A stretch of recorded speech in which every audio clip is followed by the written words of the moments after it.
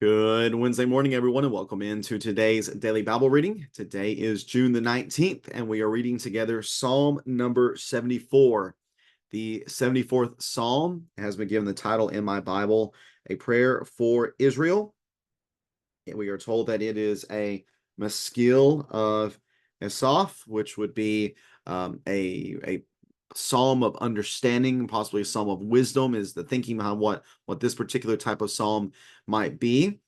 The situation given within the psalm, we don't have anything in the superscription. A lot of these psalms that are described as being psalms or something of Asaph are not given historical uh, details. We're just told that it is a song or a psalm or a maskil or so on and so forth of Asaph. But the details that are given to us in the psalm itself lead us to believe that this would be a psalm that was written in response to punishment that had been given by Yahweh to the people for their unfaithfulness. So it seems, as best I could tell, this would be a psalm that would be written after the point of captivity, after the Babylonians, maybe most specifically, since the temple, I believe, is referenced here, after they come in and uh, ransack the temple and punish the people. The author of this psalm, which again it's described as a maskil of Asaph, but this would not be contemporary with the man himself. So it's likely that this would be a choir or a choir director that was a part of the choir that he founded, would be the one that would have written this later on. But we're going to see here again, we're going to see the trouble that is concurrent to the author of this psalm. We're going to see the sad details of the reality of what's going on with them. We're going to see a remembrance of God's past power seen, and then some confidence that God would do or will do what is right by his people in the end. So let me get the text up on the screen for us. We'll read together here Psalm number 74, Prayer for Israel, a maskil of Asaph. This would be, I think, classified as a national lament. Psalms 44, 79, 89, 137, and also Jeremiah's Book of Lamentations, I think, would all qualify as similar writings within the scripture, not just within the Psalter, but also in the rest of the Old Testament as well. So let's read here together Psalm 74 and verse number 1. Beginning here, Psalm 74, verse number 1. Why have you rejected us forever, God? Why does your anger burn against the sheep of your pasture? Remember your congregation, which you purchased long ago and redeemed as the tribe for your own possession. Remember Mount Zion, where you dwell. Make your way to the perpetual ruins, to all that the enemy has destroyed in the sanctuary. Your adversaries roared in the meeting place where you met with us. They set up their emblems as signs. It was like men in a thicket of trees wielding axes, then smashing all the carvings with hatchets and picks. They set your sanctuary on fire. They utterly desecrated the dwelling place of your name. They said in their hearts, let's oppress them relentlessly. They burn every place throughout the land where God met with us. There are no signs for us to see. There is no longer a prophet, and none of us knows how long this will last. God, how long will the enemy mock? Will the foe insult your name forever? Why do you hold back your hand? Stretch out your right hand and destroy them. God, my King, is from ancient times, performing saving acts on the earth. You divided the sea with your strength. You smashed the heads of the sea monsters in the water. You crushed the heads of Leviathan. You fed him to the creatures of the desert. You opened up springs and streams. You dried up ever flowing rivers. The day is yours, also the night. You established the moon and the sun. You set all the boundaries of the earth. You made summer and winter. Remember this: the enemy has mocked Yahweh, and a foolish people have insulted your name. Do not give the beast the life of your dove. Do not forget the lives of your people forever. Consider the covenants, for the dark places in the land are full of violence. Do not let the oppressed turn away in shame. Let the poor and needy praise your name. Rise up, God, champion your cause. Remember the insults that fools bring against you all day long. Do not forget the clamor of your adversaries. the tumults of your opponents that goes up constantly. Psalm number 74. So the details of this psalm seem to be given to us in the first few verses. The question is asked, why have you rejected us? Why does your anger burn against the sheep of your pasture? So it seems like this is a time of judgment that Yahweh has brought upon the people. And notice it says forever. Forever is mentioned in verse number 1. Forever is mentioned in verse number 10. Forever is mentioned in verse number 19. Let's see, verse number, let's see, 1, 10, and 19. Yes, 1, 10, and 19. So is this a forever thing? Or could this be one of those moments where the situation feels like it has lasted forever? Where it seems as long as they can remember, they've been experiencing God's rejection. They've been experiencing the burning of his anger. They've been experiencing the poor people being forsaken. Could that be the case? I think so. I think that seems to fit here pretty well. Remember, not everything that's mentioned in the Psalter is to be taken with extreme literalism. There is some hyperbole that's often used. There is figurative nature that's used. So I think here this is not a statement on actual time frame, but more of degree. It seems like they've been rejected forever. It seems like his anger is burning against them forever. It seems like the foe has been insulting his name forever, and the poor have been forsaken forever. It just seems like it's never going to end. So the request then is for him to remember his people, those he redeemed as his own possession. Remember Mount Zion, where the temple dwelled. And that's really the request of the author, is for God not to look upon the people's righteousness or obedience or faithfulness or loyalty, because that's non-existent. That's the whole reason they're being punished. But instead to look at God's righteousness and his relationship with them and what he has already done for them as their God. So verse number 3, make your way to the ruins, the sanctuary, the meeting place, the dwelling place of your name. Let's see here, where God met with us. All of these seem to be in reference to, I think, the temple, which is not anything that should be surprising to anyone within Israel, that their disloyalty to God would lead to punishment and even the destruction of the temple. If we go back to 1 Kings chapter 9, 1 Kings chapter 9 and verses 6 through 9,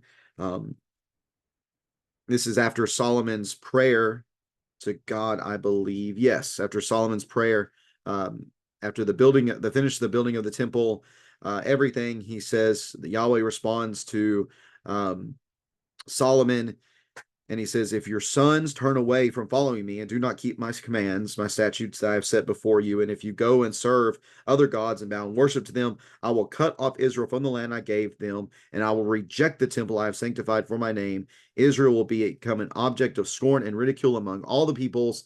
Though this temple is now exalted, everyone who passes by will be appalled and will scoff. They will say, why did Yahweh do this to the land and to this land and this temple?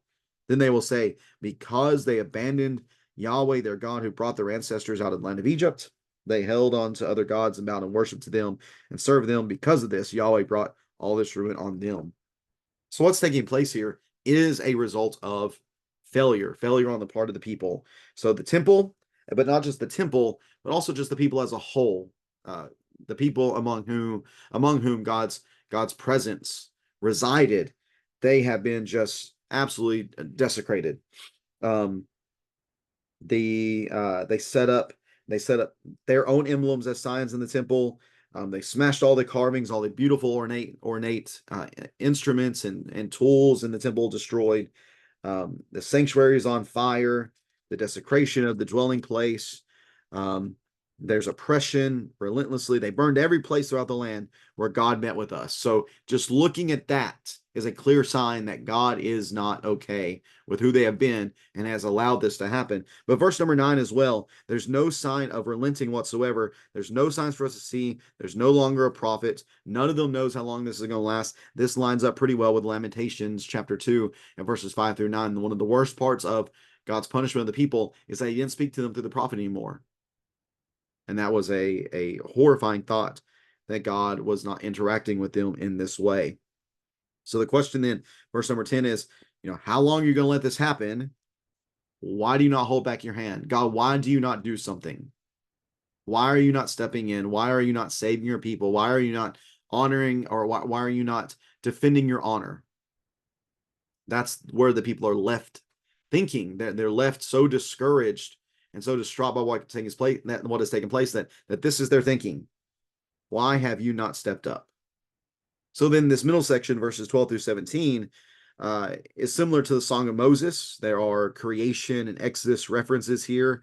There's a seemingly displaced, like out of nowhere for no reason, note of praise that's taking place here in verses 12 through 17. But the emphasis here is on the actions of God that have taken place in history, that have taken place previously.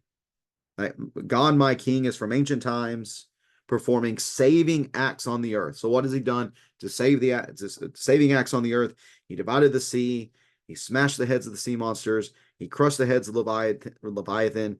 He fed him to the creatures of the desert. He opened up the springs. He dried up the flowing rivers. He established the moon and the sun. He set the boundaries of the earth. He made summer and winter. These are all clear displays of God's omnipotence, that he is so potent and powerful that there's nothing that he cannot do. So remembering that, going back to verses 10 and 11, how long will this take place? How long will the foe insult your name? Why do you hold back? Stretch out your right hand and destroy them. God, I know you can, because you've done all these things before. I believe that's the reasoning for the introduction of this note of praise in verses 12 through 17. So then in response to this, in response to what God has previously done, the author says, well, remember that the enemy has mocked Yahweh, and a foolish people have insulted your name. So based upon this, God, take your actions that you've done previously and please respond. The request here is for a response to not give the beast the life of your dove, to not give the enemy your people entirely. Don't forget the lives of the poor people. Consider the covenant again, not on the basis of their faithfulness, because they haven't been faithful, which while this is happening, but based on your covenant that you will not forsake us. Do not let the oppressed turn away in shame. Let the poor and needy praise your name. Rise up, God, champion your cause. Well, what is God's cause? God's cause is his name. God's cause is his people. Remember the insults of the fools. Do not forget the clamor of your adversaries, the tumult of your opponents that goes up constantly. Don't forget how the enemies of your people have not only hurt them in many ways, but have danced on their graves, basically. Don't allow this to be the end of your people. And that's where the psalm comes to an end.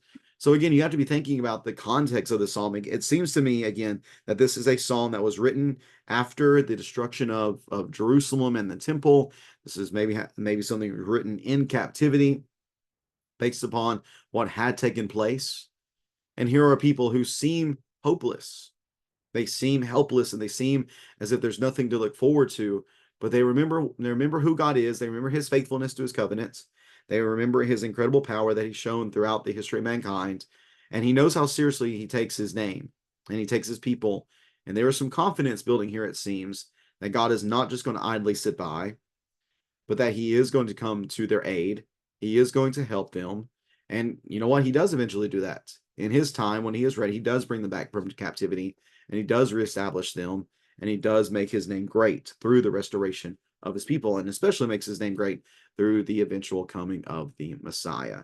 So lots of good things here in Psalm 74 that take us to a number of things that have been written in the past, remind us of God's character and God's nature, and how seriously God takes his promises, both to bless those who repent, but also to punish those who reject and rebel against him. If you have any questions or comments about this text here in Psalm 74, please feel free to leave that in the comments section below. And I appreciate you taking some time reading along with me today on this Wednesday. And we're looking forward to seeing everybody tonight for our Bible study beginning at 7 o'clock. Also, keep in mind that we have a couple birthdays. Today is Gloria Hope's birthday, so very happy birthday to Gloria. And also tomorrow, Jackson. Jackson's going to be having a birthday. Happy birthday to Jackson as well. Very thankful for everybody in your church family. Very thankful for everything that you do to encourage one another and to lift one another up in difficult times. Continue in prayer for one another. Again, looking forward to seeing everybody tonight. Looking forward to our special series of studies starting up this upcoming Sunday. Hope that you're able to invite those who might be able to attend and be encouraged by our studies together. Again, thanks for tuning in today. Looking forward to seeing everybody tonight. Take care. God bless, and we'll be back at it again on Friday, reading together from Psalm 75. God judges the wicked. Psalm 75 we'll read on Friday. Take care, and God bless.